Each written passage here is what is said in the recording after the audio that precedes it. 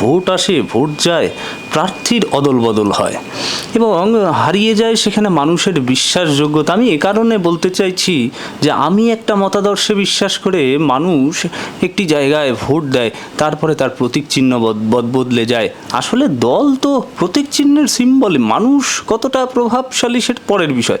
কোথায় থাকে মানুষের এই এক দল থেকে আরেক দল যাওয়া, বিশ্বাসযোগ্যতা হারিয়ে যায় না? দেখুন, যবে থেকে এই গঠবন্ধন বিষয়টা এসেছে তবে থেকেই কিন্তু প্রত্যেকটা দলের আদর্শ আর কি ওই মিক্স ভেজ হয়ে গেছে, পাঁচমিশালি, হয় না? ধরুন, যেমন আমাদের রাজ্যে সিপিআইএম এবং কংগ্রেস তারা আগে একে অপরকে গালাগাল দিত। এই সিপিএমই কংগ্রেসের প্রধানমন্ত্রী সম্মানীয় প্রয়াত রাজীব গান্ধীর সম্পর্কে একটা বার্তা সারা দেশে সিপিএম ছড়িয়েছিল, গলি গলি মে চোর শোর হ্যায়, রাজীব গান্ধী চোর হ্যায়। অর্থাৎ রাহুল গান্ধীর বাবা, প্রাক্তন প্রয়াত প্রধানমন্ত্রী রাজীব গান্ধী, তিনি যে চোর, এইটা যে তৈরি করলো, ছড়ালো, মানে রাহুল গান্ধীকে যে চোরের ছেলে ছাপ দিল, সেই এখন রাহুল গান্ধীর সঙ্গে দেশ বাঁচাবার কাজে একসঙ্গে মিটিং করছে এবং জড়াজড়ি করছে। অথচ এই সিপিএমই বলতো দেশের সাড়ে সর্বনাশ যা হয়েছে, যা বেকারত্ব সৃষ্টি হয়েছে, যা কলকারখানা বন্ধ হয়েছে, যা অনুন্নয়ন হয়েছে, তা বুর্জোয়া কংগ্রেস করেছে। অথচ হঠাৎ এখন কি হয়ে গেল, সেই সিপিএম এই কংগ্রেসের কাছে ঘুরঘুর ঘুরঘুর করছে, একে অপরের সঙ্গে গঠবন্ধন করছে। তাহলে আদর্শের মা মাসি পিসিমা এক হয়ে গেল, তাই না? বৃহত্তর স্বার্থে বলে, কিসের বৃহত্তর স্বার্থ ভাই? স্বার্থ স্বার্থই, তার ছোট বড় কোনো কিছু তো হয় না।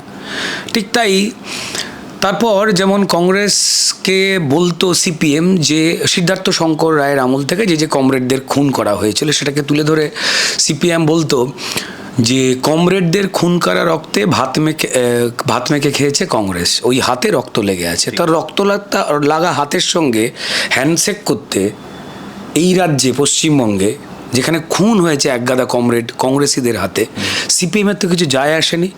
তাহলে সিপিএমের আদর্শ তো বহু আগেই মারা গেছে। তবে ফাইনালি মারা গেল হচ্ছে যখন এই কংগ্রেস এবং সিপিএম উভয় পক্ষের লোকজনদের, যারা জীবন জীবিকা শেষ করেছে এবং জাস্ট গেল পঞ্চায়েতে, যেখানে 50-52টা মানুষ মারা গেল, সেখানে ভোট লুট থেকে শুরু করে এক গাদা কমরেড এবং কংগ্রেসের কর্মীকে খুন জখম শেষ করে দিল। যে তৃণমূল নাকি গণতন্ত্র চুরি করে, সবাই চোখের সামনে দেখতে পায়, সেই তৃণমূলের সঙ্গে দেশ বাঁচাতে নরেন্দ্র মোদীকে নাকি আটকাতে তারা একসঙ্গে গঠবন্ধন করলো। তাহলে আদর্শের তো মা মাসি পিসি এই কংগ্রেস সিপিএম। দেখুন, তৃণমূলের একটা সুবিধা আছে, ওর কোনো আদর্শ নেই। আমার আদর্শ মমতা বন্দ্যোপাধ্যায় আদর্শকে, কারণ মমতা বন্দ্যোপাধ্যায় কাল যেটা ভাববেন সেটাই তার আদর্শ। কিন্তু যারা যারা আদর্শের বুলি কপ চায়, তাদের প্রতি কি আদপেই মানুষের কোনো এক্সপেকটেশন আছে? মানুষ পরিষ্কার চায় যে আদর্শের কথা বলুক আর না বলুক, যারা আদর্শ রাখতে পারেনি অন্তত মাটিতে দাঁড়িয়ে এমন কিছু কাজ করে দেখাক, বড় বড় বাতেলা নয়, যেখানে মানুষের যে নাগরিক অধিকার, সেখানে তারা মানুষকে ধর্ম দল মত নির্বিশেষে উপকার করছেন। এইটুকুই প্রত্যাশা, তার বাইরে আর কোনো কিছুই নয়। আজকের দিনে দাঁড়িয়ে নরেন্দ্র মোদী সরকার, যার বিরুদ্ধে, যে বিজেপি সরকারের বিরুদ্ধে এই তৃণমূল কংগ্রেস, আগে সিপিএম ঠিক করেছিল যে কংগ্রেস আমাদের বেস্ট বড় শত্রু, দেশের সর্বনাশ করে দিচ্ছে, শেষ করে দিয়েছে। তারপর হঠাৎ করে তার মনে পড়ল, না, ভুল বলেছে, বিজেপি শত্রু। অথচ বিজেপির একগাদা জনমুখী প্রকল্প,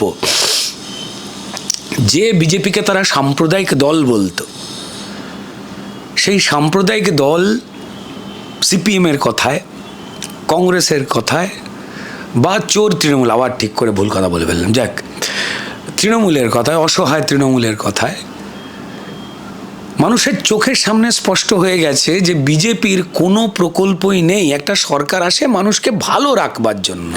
তার, আমাদের গরিব দেশ, তার মধ্যেও আমি মানুষকে কতটুকু পরিষেবা দান করতে পারছি, অধিকাংশ মানুষই গরিব বা নিম্ন মধ্যবিত্ত, তাদের আমি কতটুকু বাঁচিয়ে রাখতে পারছি একজন শাসক হিসেবে। আজকে সেই কাজ বিজেপি করে দেখিয়ে দিয়েছে। একের পর এক তার লাভার্থী যারা তার থেকে লাভ পেয়েছেন সরকারি প্রকল্প থেকে, যেটা একটা সরকারের বেসিক দায়িত্ব, সেখানে আবাস যোজনায় তারা যা বরাদ্দ করেছেন যে আর গরিব মানুষের বাড়ি নেই এটা বলা যাবে না আমার দেশে, এটা নরেন্দ্র মোদী ভেবেছেন। তিনি মানুষকে বাড়ি দিচ্ছেন, বাড়ির প্রকল্প দিচ্ছেন, সেই বাড়ির প্রকল্পের মধ্যে হিন্দু মুসলমান আছে? নেই। নরেন্দ্র মোদী সরকার জব কার্ডে যাতে গরিব মানুষ না খেতে পেয়ে মারা যায়, যাদের নিজেদের জমি জিরেত নেই বা কাজ করার সুযোগ নেই, 100 দিনের কাজের যে পুরনো প্রকল্প ছিল সেখানে টাকা বরাদ্দ করেছেন। তার হিন্দু মুসলমান আছে? নেই। বাচ্চাদের মিড ডে মিল, আমাদের গরিব দেশ, আমরা বিরাট টাকা দিতে পারি না, কিন্তু সেখানে যে বরাদ্দ করছেন তার হিন্দু মুসলমান আছে? নেই। জল জীবন মিশন, গরিব মানুষ, মধ্যবিত্ত মানুষের বাড়িতে যাদের জলের কানেকশন নেই, পরিশ্রুত জল যাবে, পরিশ্রুত জল, তার হিন্দু মুসলমান আছে? তার জল পানির ভাগ করেছে নরেন্দ্র মোদী? সুতরাং চোখের সামনে একের পর এক প্রকল্পতে দেখতে পাওয়া গেছে যে এই সেকুলার ধ্বজা উড়িয়ে আসলে মুসলমান ভোটকে পাওয়ার ব্যর্থ চেষ্টা করে বারবার ফেলিওর হয়েও আবার চেষ্টা করব বলে এই সবজান্তা গামছাওয়ালা সিপিএম যে কখন কার সঙ্গে জোট করে নিজের আদর্শের মা মাসি একাদশী করে দেয়, তারপরেও তারা টেলিভিশন সেটে গিয়ে বা আপনাদের ক্যামেরার সামনে এসে আদর্শের ঝুলঝাড়ু কী করে বোলায় মানুষের কাছে, আমি জানি না, তাদের থেকে নির্লজ্জতা শেখা উচিত। না, আমার প্রশ্নটা সে জায়গায় ছিল না, আমার জোট প্রসঙ্গে এই যে ঘটনা ছিল প্রার্থী বদলের জায়গায়, মানুষ তো কাজ দেখতে চাইবে, মানুষ কাজ দেখতে চাইছে। আমার তৃণমূলের কাছে কোনো আদর্শ নেই, আমার আদর্শ মমতা বন্দ্যোপাধ্যায়। মমতা বন্দ্যোপাধ্যায় আদর্শ কি জানি না, হ্যাঁ মমতা বন্দ্যোপাধ্যায় আদর্শ কি এখন বেরিয়ে গেছে, প্রমাণিত হয়ে গেছে। এই যদি আজকে অর্জুন সিং দলে আসে এই স্ট্যান্ড পয়েন্ট থাকবে তো? অর্জুন সিং দলে এলেও কি না এলেও কি,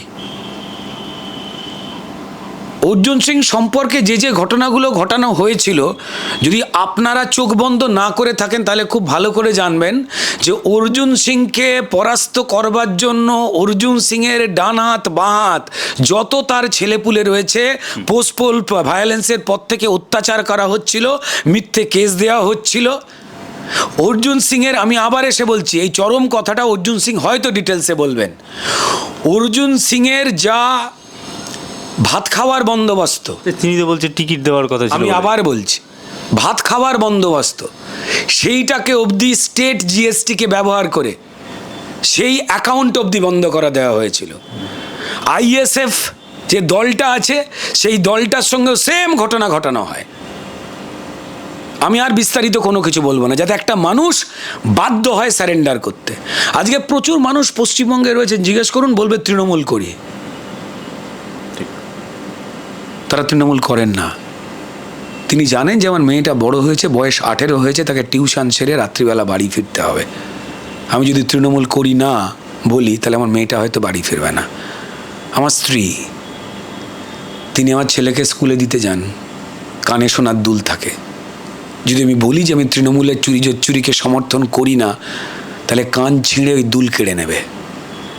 তিনি যদি বলেন যে আমি তৃণমূল করি না, তাহলে শহর অঞ্চলে তার বাড়ির জলের কানেকশানের লাইন বন্ধ করে দেওয়া হয়, বা সিএসসির ইলেকট্রিসিটি অফ করে দেওয়া হয়, বা গ্রামে পুলিশ পাঠিয়ে জমি দখল করে নেওয়া হয়। এ তো সবাই জানে। তাই আদর্শ সমস্ত যারা কপচাচ্ছেন কংগ্রেস বা সিপিএম, তাদের না যে কোনো কিছুর আর কথা বলবার নেই। ভাই আগে জিতে দেখান, আগে মানুষের আস্থা অর্জন করে দেখান। টেলিভিশন চ্যানেলে বা ক্যামেরার সামনে বড় বড় অনেক গুছিয়ে বাতেলা করা যায়, ঠিক আছে, আমিও যেটা বলছি অনেক কথা বলা যায়। গ্রাউন্ডে নেমে মানুষের আস্থা অর্জন করতে গেলে কাজ করতে হয়। যখন সিপিআইএম ক্ষমতায় ছিল তখন বলতো যে সর্বনাশ করেছে, বেকারত্ব বাড়িয়েছে হচ্ছে কেন্দ্রের কংগ্রেস সরকার, বেকারদের চাকরি চাই বলে আন্দোলন করতো। কি অদ্ভুত, যখন নিজে ক্ষমতায় রয়েছে তখনও বলতো বেকারদের চাকরি চাই, আর যখন ক্ষমতায় নেই তখনও বলছে বেকারদের চাকরি চাই। তাহলে বেটার ছেলে বেকার কে তৈরি করছিল? সেকুলার। ইফতার পার্টিতে যাওয়াটা সেকুলারত্ব, আর দুর্গাপুজোর প্রসাদ দধিকর্মা খাওয়া বা শিবরাত্রির পালনটাকে যদি কেউ সমর্থন করেন, তাকে প্যাঁক দেওয়াটা, নিজের ধর্মকে ছোট করাটা, সেটা সেকুলারত্ব নয়, তাই না? ধর্মনিরপেক্ষতা বা ধর্মহীনতা বা ধর্ম সমানতা। আসলে এই সিপিএম, কংগ্রেস, তৃণমূল তাদের লক্ষ্যটাই হচ্ছে এই 28-30% মুসলিম ভোট। আর এটা মুসলমান মানুষেরাও বুঝে গেছেন আজকে, তাই তারা দড়িতে খেলান এদের, তারাও খেলাচ্ছেন। থ্যাংক গড যে তারা জেনে গেছেন। আজকে কোনো আন্দোলন হচ্ছে, এই CAA যে নাটক হচ্ছে, সংখ্যালঘু ভাই বোনরা কোনো আন্দোলন করছে না। এর আগে কিন্তু যখন 2019 সাল ছিল, সেখানে মমতা আজকের দিনের মতোই ভুলভাল বকে মাথা গরম করিয়ে কিছু সহজ সরল বোকা সংখ্যালঘু ভাই বোনদের রাস্তায় নামিয়ে দিয়েছিলেন, যারা রাষ্ট্রীয় সম্পত্তি নষ্ট করেছিল, ট্রেন বাস জ্বালিয়ে দিয়েছিল, পাথর ছুঁড়ে মেরেছিল। তাদের কাউকে মমতা বন্দ্যোপাধ্যায় অ্যারেস্ট করেননি। আসলে ঠিক যে পদ্ধতিতে পশ্চিমবঙ্গের বর্ডার সর্বস্ব রাজ্য পশ্চিমবঙ্গে কেন্দ্র সরকার বারবার কাঁটা তারের বর্ডার দেওয়ার জন্য রাজ্য সরকারের কাছ থেকে জমি চেয়েছে, অথচ মমতা বন্দ্যোপাধ্যায় দিচ্ছে না, কারণ এটা সিপিএমের থেকে শেখা তার সিলেবাস। এই সিপিএমই যতই অনাচার করুক না কেন, তাদের মুসলিম ভোট ছিল বড় অস্ত্র। তাই বাংলাদেশ থেকে বাংলা ভাষার মুসলমান তাদেরকে বর্ডার লাইনে ঢুকিয়ে রেশন কার্ড দিয়ে দিত। তখন তো এই আধার কার্ডের সিস্টেম ছিল না। ঠিক। এবং তারা পরিষ্কার ইসলাম ধর্ম গ্রহণ করতেন বলে থেকে যেতেন, আশপাশের বস্তিতে আইডেন্টিফাই করা অসুবিধা হতো। তখন আরেকটা জিনিস বলে দিই, ডেটাবেসটা হ্যান্ড রিটেনই হতো, এরকম ডিজিটালাইজড ছিল না, যেটা তাৎক্ষণিকভাবে, তাই ডকুমেন্টেড ছিল না। একদমই তাই। মানে ঠিক যে কারণে সিপিএম আসলে কি চাকরি বাকরি চুরি করেছে বা কাকে দিয়েছে, কদিন আগেই তো একটা 69 বছরের লোক নাকি চাকরি পেয়েছিল সিপিএম এর আমলে, তাতে প্রমাণ হয়ে গেছে এই চুরিটা। কিন্তু সিপিএম আসলে খুব অনেস্ট চুরির ব্যাপারে, প্রয়োজনের থেকে বেশি চুরি করে না। যখন দই খায়, যাদের যাদের গোঁপ নেই বা গোঁপ কাটা, তাদের দই খেতে পাঠায়, আর যাদের গোঁপ আছে তাদের সুজনদার মতো বক্তব্য রাখবার জন্য বসিয়ে দেয়। তো দিস ইজ আ ডিসিপ্লিন। আমায় রাজনীতি করতে গেলে আমার এই ক্ষমতায়নের জায়গা দরকার আছে। প্রত্যেকেরই প্রচুর টাকা রয়েছে, কিন্তু একটা পায়জামা এবং একটা পাঞ্জাবি, যেন কিছু নেই গো। তো যাই হোক, তো মানুষ না আর এই গুল্লুগুলো খেতে চায় না, তারা সবাই জানেন। ঠিক। আমি বাঙালির কথা বললে আমি বাঙালি প্রসঙ্গে বলি, মমতা ব্যানার্জি বারবার বলেন যে এই বাংলা রবীন্দ্রনাথ এবং স্বামী বিবেকানন্দর বাংলা, কখনো কখনো মাইকেলেও চলে যান। আমি জানি না, কিন্তু প্রার্থী তালিকা দেখে কিন্তু তা মনে হলো না। 42টা প্রার্থীর মধ্যে ধার করে আনতে হলো প্রায় অন্য রাজ্য থেকে। এই অবস্থা পড়িয়ে আছে বাঙালির। দেখুন, মমতা বন্দ্যোপাধ্যায় আসলে প্রত্যেকটা মুহূর্তে প্রত্যেক দিন যে ঘটনা ঘটান, তাতে হয়তো আমরা বোধহয় ইচ্ছা করে দেখতে চাইছি না বলেই উনি কি বলছেন আমরা ধরতে পারছি না। এটা মূর্খতা আমাদের।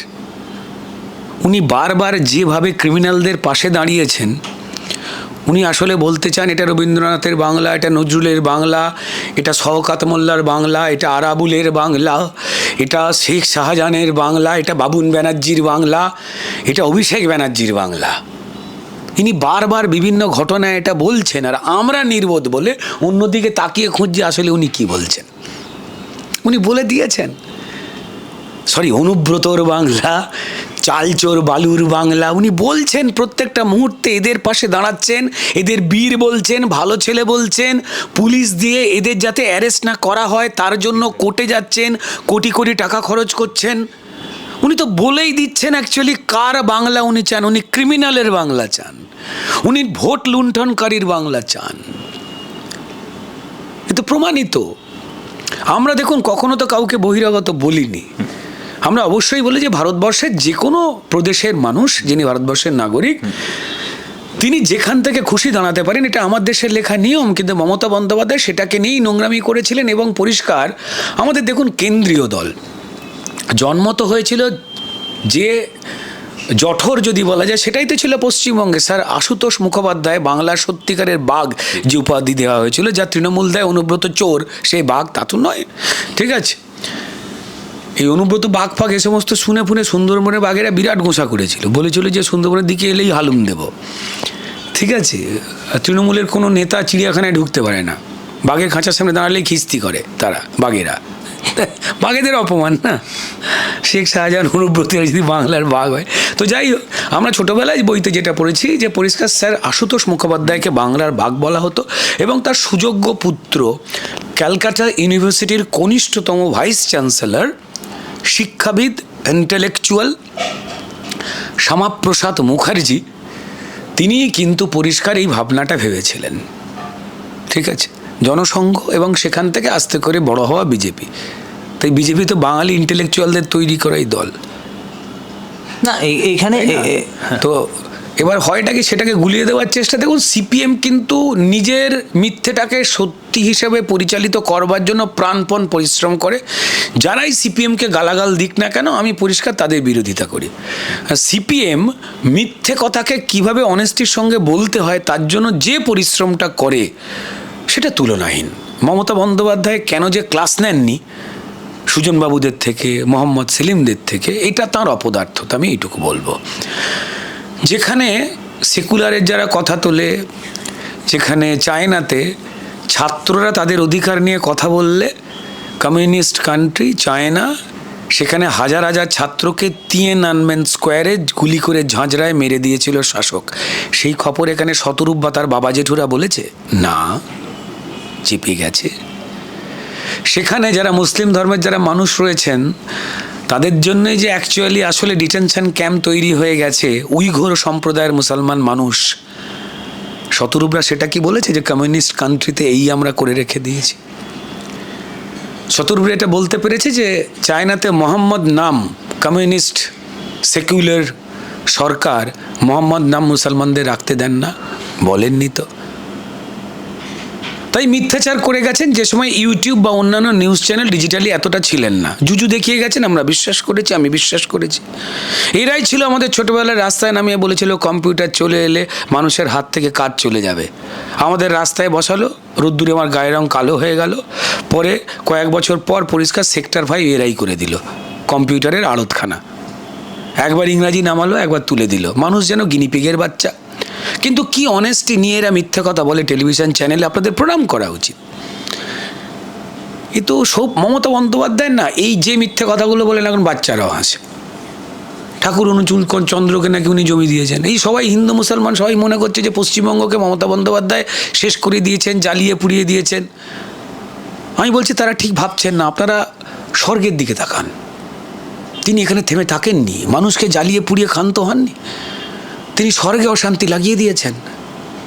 ঠাকুর শ্রী শ্রী অনুকূল চন্দ্রকে ঘিরে রামকৃষ্ণদেব থেকে শুরু করে বাকি প্রত্যেকেই বড় বড় যারা মহাপুরুষরা ছিলেন তারা মিটিং বৈঠকে বসে পড়েছে যে আপনাকে নাকি মমতা বন্দ্যোপাধ্যায় জমি দিয়েছে। দুজনের দেখা হলো, কবে উত্তর দিন, দলিল দেখান, জমির পর্চা দেখান। ঠাকুর শ্রী শ্রী অনুকূল চন্দ্র বিরাট বিপদে পড়েছেন। রামকৃষ্ণদেবের দিকে আঙুল তুলে বলেছেন যে আপনি আমাকে এইভাবে কথা বলছেন কেন, আপনিও তো তৃণমূল। 21শে জুলাইয়ের মঞ্চ থেকে বলে দেওয়া হয়েছিল। মা শারদা নাকি বেরিয়ে বলছেন আর বলবেন না, আমাকেও তৃণমূল বানিয়ে দেওয়া হয়েছে। স্বামী বিবেকানন্দ নাকি পিছন দিকে দাঁড়িয়ে সবটাই শুনছিলেন, তিনি এগিয়ে এসে বলছেন যে আমি তো ভয় হাত এখন পিছন দিকে রাখি, রবীন্দ্রনাথ ঠাকুরের মতো দাঁড়াই। বলছে কেন? বলছে আমার যেখানে হাত এরম করে ধরা রয়েছে টিএমসির পতাকা গুঁজে দেওয়া হয়েছে। মমতা বন্দ্যোপাধ্যায় বলে দিয়েছেন স্বামী বিবেকানন্দের বাড়ি আর ভগ্নী নিবেদিতার বাড়ি নাকি উনি বানিয়ে দিয়েছেন, সেই নিয়ে বিরাট অশান্তি চলছে স্বর্গে। আপনাকে জানতে হবে যে শুধু পশ্চিমবঙ্গের হিন্দু মুসলমান সবার সর্বনাশ উনি করেননি, উপরে সর্বনাশ করেছেন। না, একটা যারা যারা আমাদের শ্রদ্ধেয় যারা মুসলমান সম্প্রদায়ের যারা ব্যক্তিত্ব রয়েছেন তারাও কি ভালো রয়েছেন স্বর্গতে গিয়ে? কাজী নজরুল ইসলামকে প্রত্যেক মুহূর্তে অশান্তি ফেস করতে হচ্ছে। বেদব্যাস, বাল্মীকি থেকে শুরু করে এক গাদা লেখক তারা ঘিরে ধরেছেন যে আপনি কত রাইটসের পয়সা পেয়েছেন দেখান। তো কাজী নজরুল ইসলাম বলছে আমি কী দেখাবো না, আপনি নাকি মহাভারত লিখেছিলেন। কৃত্তিবাস ওঝা বোঝা সব এসে বলছে যে আমরা এই সমস্ত লিখে কোনো রাইটসের ভ্যালু পাইনি। এই মমতা বন্দ্যোপাধ্যায় বলেছে আপনি মহাভারত লিখেছেন। আপনি ভাবতে পারবেন না কাজী নজরুল ইসলাম টেনশনে পড়ে গেছেন। একই বৃন্তে দুটো কুসুম, তিনি ভাবছেন যে আর একটা কুসুম বলে দেওয়া উচিত ছিল, আসলে একই বৃন্তে জোড়া ফুল লিখে দেওয়া উচিত ছিল, তাহলে বোধহয় এতটা অপদস্থময় করতো না। বিরাট কাণ্ড ঘটছে ওখানে। রবীন্দ্রনাথের সঙ্গে গান্ধীজির সম্পর্ক খারাপ করে দিয়েছেন মমতা বন্দ্যোপাধ্যায়। আপনি ভাবছেন পশ্চিমবঙ্গের হিন্দু মুসলমানের ক্ষতি করেছেন মমতা বন্দ্যোপাধ্যায়। স্বর্গটা নিয়ে ভাবুন। রবীন্দ্রনাথ ঠাকুর এবং গান্ধীজির মধ্যে রেগুলার অশান্তি চলছে স্বর্গে। প্রণম্য লোকেরা অশান্তি করতে ব্যস্ত। না, আপনি তারা বলছেন যে পরিষ্কার যে কে কাকে শরবত খাইয়েছিলে, আমি তো বেঁচেই ছিলাম না, আপনি শরবত খাওয়ালেন কি করে? এবার সেই লোকটাকে ডাকা হয়েছে খুঁজে খুঁজে। সে সাধারণ লোক, তার গাছের লেবু পেড়ে নাকি গান্ধীজিকে শরবত খাইয়েছিলেন রবীন্দ্রনাথ। এবার সেই লোকটা বলছে আমার তো লেবু গাছে নেই, আমার তো পেয়ারা গাছ। তো এই সমস্ত বিভিন্ন যন্ত্রণাদায়ক ঘটনা ঘটছে স্বর্গে। যদি কেউ মনে করেন যে মমতা বন্দ্যোপাধ্যায় পশ্চিমবঙ্গকে চুলের ধরে পাঠিয়ে দিয়েছেন, সিপিএম কত বড় ক্ষতি করে যায়, আমি কি করতে পারি, তো যা ভাবছেন তারা না, এখনো নয়। ঋত্বিক রোশন এখনো জঙ্গলে গিয়ে বাঁশ কাটছেন, তার বাবাকে চাঁদে পাঠিয়ে দিয়েছে রাকেশ রোশন, যে কত বড় মই বানানো যায়। না না, অনেকেই খারাপ আছে, মানে খুব ভয়ঙ্কর। এমনি জনগর্জন সভা করতে গেছিলো, জনফুস জনবর্জন সভা হয়ে গেছে, অর্ধেক মাঠ খালি। তারপর মডেল সাজবার মতো র্যাম্প ফ্যাম্প করেছে। তারপর পশ্চিমবঙ্গে পরিষ্কার আপনি যে কথাটা এসে বলছিলেন, বিজেপি এত বড় দল, এবার ওদের তো লোকাল কমিটির দল, তার আবার সর্বভারতীয় নেতা ফেতা কী সমস্ত হয়, জাঙ্গিয়ায় আবার চেন হয়, গেঞ্জিতে বুক পকেট হয়, বলুন দেখিনি। তো যাই হোক, তো এবার তারা এই সমস্ত করে পড়েছে। এবার যে কোনো দল, সেটা কংগ্রেস হোক, সিপিআইএম হোক, বা ভারতবর্ষের সবথেকে বড় দল ভারতীয় জনতা পার্টি, দল তো বড় হয়েছে মানুষের সমর্থনে। যে দল ছোট হয়ে গেছে বা হারিয়ে যাচ্ছে, সেই দলের নেতাদের পাকামির জন্য, ভুল কথা বলবার জন্য বা ভুল নীতির জন্য, যেটা কংগ্রেস এবং সিপিএম মুখে না বললেও স্বীকার করে নিয়েছে। যদিও আগে এরা একে অপরকে গালাগাল করতো, এখন একসঙ্গে বসে চা খেতে খেতে দুঃখ করে। তো যাই হোক, এবার সেখানে আমাদের দলের রাষ্ট্রীয় নেতারা তারা এসেছেন, তাদেরকে বলা হয়েছে বহিরাগত। আরে ভাই, ভারতবর্ষে কে বহিরাগত? ভারতবর্ষের সব মানুষই আমাদের মানুষ। ইউসুফ পাঠান যে দাঁড়িয়েছেন, তিনি বহিরাগত নন। কিন্তু আমার প্রশ্ন, মুসলমান সংখ্যাধিক্যের জায়গায় মুসলমান ভোট পাওয়ার জন্য তৃণমূলের মুসলমান প্রার্থীরা ছিল না? হ্যাঁ, ইউসুফ পাঠানকে কেন দাঁড় করানো হয়েছে? কারণ ইউসুফ পাঠান বাংলার খবরই রাখেন না। ইউসুফ পাঠান জানেনই না কিভাবে এখানে হিন্দু এবং মুসলমান সবার চাল ডাল চাকরি চুরি করা হয়েছে। তিনি খেলা শেষে একটা রিটায়ারমেন্টের মতো সময় চলে এসেছেন, হয়তো কিছু টাকা পয়সা বা উপহার বা উপঢৌকনের হয়েছে, নাহলে ওনার কী খেয়ে দিয়ে কাজ পড়েছে, যার এখানে কোনো আত্মীয় স্বজন নেই, যিনি বাঙালি প্রীতি হিসেবে কোনো রকম কোনোদিন কোথাও বক্তব্য রাখেননি। ঠিক আছে, তিনি এখানে এসে দাঁড়াতে যাবেন, সেই কারণেই বিদ্রোহ তৈরি হয়েছে। শত্রুঘ্ন সিনহা আমার শিল্পী জগতের মানুষ, অনেক আগের, তিনি ছেলেবেলায় হয়তো সিনেমা করেছিলেন, আমাদের যখন ছেলেবেলা ছিল। তারপর ওনাকে লোকে ভুলে গেছেন। হ্যাঁ, তার মেয়ে কিছু কিছু সময় সিনেমা টিনেমা করে, সোনাক্ষী, অত বড় না হলেও মোটামুটি ঠিক আছে। সোনাক্ষী সিনহা তিনিও একজন শ্রদ্ধেয় অভিনেত্রী। তো মুশকিলটা হচ্ছে, আমি শত্রুঘ্ন সিনহাকে তো আমি টিভিতে দেখে নেব, বিভিন্ন এখন শোতে বসে থাকেন জাজ টাজ হয়ে। তিনি উপনির্বাচনে এমপি হওয়ার পর থেকে কতবার আসানসোলের মানুষের পাশে দাঁড়িয়েছেন, তাদের কি সমস্যা আছে জেনেছেন। একে তস্যবয়স্ক মানুষ, আমরা বলেছি উনি বহিরাগত না, কিন্তু তৃণমূলের এই ছ্যাঁচড়ামি, এই মিথ্যে প্রমাণিত তো হয়ে গেছে। তাদের রাজ্যসভার যা যা প্রার্থী করেছে, সুস্মিতা দেব, সন্তোষ মোহন দেবের মেয়ে, বিরাট বিত্তশালী একজন মানুষ, বিরাট, ওই জন্যই হয়তো করেছে। তারপরে সাগরিকা ভদ্রমহিলাকে করেছেন, যিনি পশ্চিমবঙ্গের মানুষ নন, আরও লোককে করেছে। বহিরাগতকে দিয়ে, তাদের কথায় যে বহিরাগত দিয়ে ভরিয়ে দিয়ে অন্যজনকে বহিরাগত বলছে। আসলে এরা যে মিথ্যাচার করে এবং পরিষ্কার কপটতা করে, এটা দেখে নেওয়ার পরেও আমরা তাদের নিয়ে আলোচনা করছি, এটা আমাদের কপাল খারাপ। এবং আমার মনে হয় যে সেই কপাল খারাপ থেকে কপাল ভালো হওয়ার সময় খুব তাড়াতাড়ি মানুষ গণতান্ত্রিক পদ্ধতিতে দিয়ে দেবেন, যেটা জনফুস সভা, যার নাম ওরা দিয়েছিল জনবর্জন সভা, আবার সত্যি কথা বলে ফেললাম, জনগর্জন সভা, যেখান থেকে ওরা মিউ মিউ করলো এবং র্যাম্প করলো। তো সেখান থেকে এটা প্রমাণিত হয়ে গেছে।